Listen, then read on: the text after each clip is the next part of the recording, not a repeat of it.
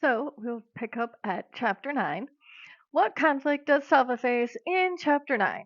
Discuss the conflict using as much imagery. So that is what we can see, smell, hear, taste, feel. Um, with this is the hot, stony ground. He faces a character versus nature because his shoes fell apart while walking through the hot, stony ground. Salva's struggle is directly being caused by nature. However, one could argue his main conflict continues to be character versus society. If his country was not in the midst of a civil war, Salva would not have to be walking to a refugee camp. And then I could add in an extremely hot desert with no shoes, and injured feet. That would be your imagery there. It's extremely hot. He's walking to this camp. It's character versus nature, or you could also say your character versus society. The next one. We had summarize the incident involving the large clump of rocks that are moving. How does the scene further develop the author's tone? Do you think the men are being cruel or wise? Do you think the woman is being generous or naive? What would you do in that situation? The group comes across a large clump of rocks that turns out to be a group of 9 men. 9 men that were stranded in the desert. And then we can say the people were the men, we'll say the men, or we'll say the people. The people were extremely dehydrated, and a woman in the group, and a woman in the group offered to give them some water. The other group members scold her and say it is pointless to give the men the water. However, she does it anyways. The woman could be characterized as a good Samaritan, and a good Samaritan is just somebody who stops and does something for people. Except in this situation, you could maybe say that when supplies are low and people are desperate, it might be less likely that people do kind acts. So you could really characterize them however. You could say the men can either be characterized as greedy or resourceful. Because it's greedy or resourceful because they are in a situation where the water is extremely scarce and being kind could lead to death. So this is a difficult situation. You can explain that, or you could characterize the men were being smart because they can be characterized as smart, and the woman could be characterized as maybe a risk taker because she's giving all her water away. And we know they're in the middle of a desert and they're not going to be able to get any for several days. Then we have Naya in chapter 10. So we have these visitors coming, right? And I'm going to go down to my visitors. And the men had finished their meeting. They all stood up and walked past. And then the men stopped at a tree. All right. And they're going to tell her, ooh, here's something though. They're speaking another language. And so Naya doesn't know. And we can assume it wouldn't be a language spoken by anyone in the area, right? And we had, what were they talking about? She knew the place had trees and gathered there wasn't a single drop of water in that spot unless it was raining. So Naya is confused by the fact that visitors are saying that there's water underneath the ground or there's water in the spot in their village because she doesn't see it. Who are the men that approach Salva's group? Okay, so this is one of the saddest ones, obviously. Uncle Jewar. So they are in this group. They're in the group. Oh, this would be the woman. Sure enough, now 3 women are giving water, and then like a miracle, they staggered to their feet. But 5 of them did die, which obviously is not good. So I guess she saved 3 lives as opposed to none when you're trying to figure this out. Okay, so now they're in the desert. 3 days, all right? But now, Salva's obviously worried about his family because they're supposed to be going to Ethiopia. And he says, I have talked to others. We believe the village was attacked and probably burned. Your family, I guess he doesn't know what to say. At this point, he's kind of telling that Salva learns that it's possible his family was killed. And then we also learn that his uncle is going to take Salva to the refugee camp and he's going to return. So Salva learns here that he's going to end up all the way alone. That his uncle is going to report back for duty to fight. And he's asking if he would tell him the parents. But Salva felt a tiny spark of hope with uncle looking for the family. So it was a good hopeful moment here. We leave on a hopeful mood until they hear voices, men shouting. Sit down, hands on your head. Everyone in the group sat down. Salva was afraid of the weapons. He could see that the others were too. So now they've been confronted by another group who also has weapons. And they have the scarring. So that would tell us that they're from another tribe. And remember, Salva's Dinka. And they're asking the uncle things. And at this point, Salva is very scared. Luckily, again, him being small and young, they didn't take his clothes because they would have taken everyone's stuff, which remember, they're in the desert. So if you didn't have shoes, it would be horrible if you ever stepped on hot sand. This is obviously a very devastating thing. And then the mood here, we leave on another cliffhanger, but the mood, devastating, hopeless. And when we ask, can we distinguish between ethnic groups? Yes, I mean, people have different religious. Uh, some people get tattoos, or well, not usually, sometimes, but people might wear a cross. Or if you worked, when people feel strongly about something, they might have something like bumper stickers. There are ways to identify groups. That's what this question would kind of be asking, if there's ways to identify ethnic groups. And then when we say, were their motives necessary?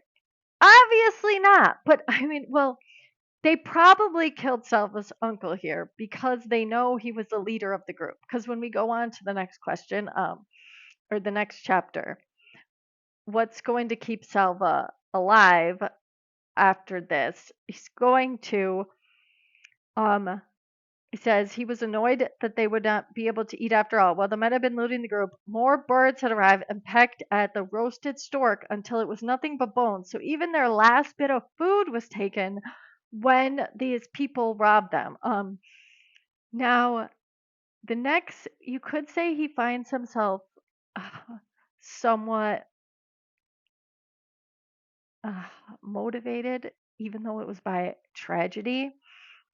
Because he doesn't even really know, but he says that he feels stronger.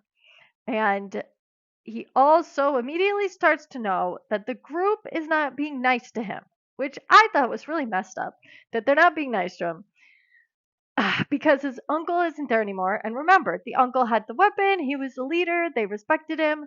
So now it's just Salva. And they're not going to be sharing with him. I mean, he's not even asking for food. Really, he was just asking for company. Like they're just being very mean. And even then, Salva, his determination is totally there, is forming almost. So this, you could almost say this was a dynamic, a catalyst moment in his life, this death of his uncle, because now he's alone and he's determined to survive.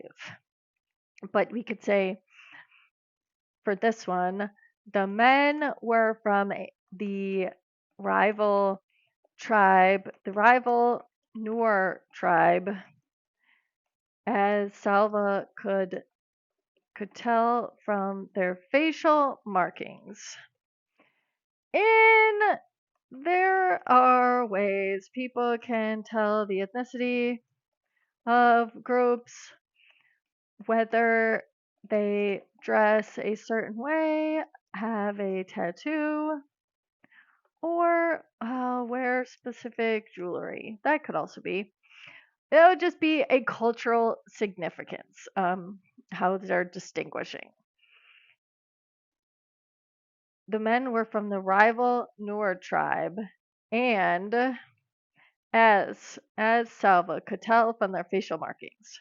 And then the next one, characterize the men and discuss. Okay, we could say the men were, I might say that they were desperate.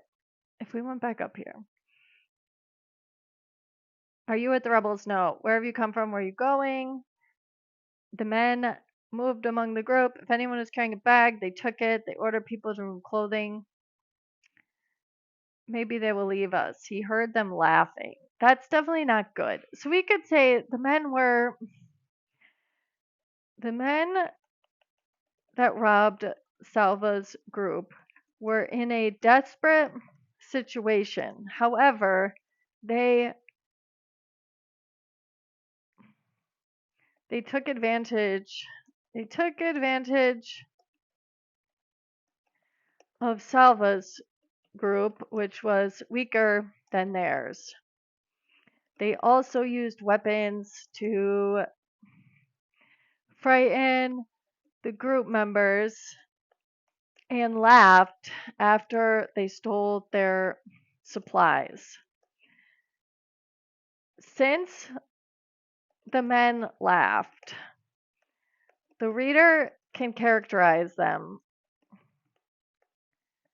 as malicious because even though they were desperate, they didn't need to laugh about their thieving. They also did not need to murder Salva's uncle. That was definitely not good. So we have the men that robbed Salva's group were in a desperate situation. However, they took advantage of Salva's group, which was weaker than theirs. They also used weapons to frighten the group members and laughed after they stole the supplies. Since the men laughed, the reader can characterize them as malicious because even though they were desperate, they didn't need to laugh about we could say they didn't have to take enjoyment. They took enjoyment from stealing.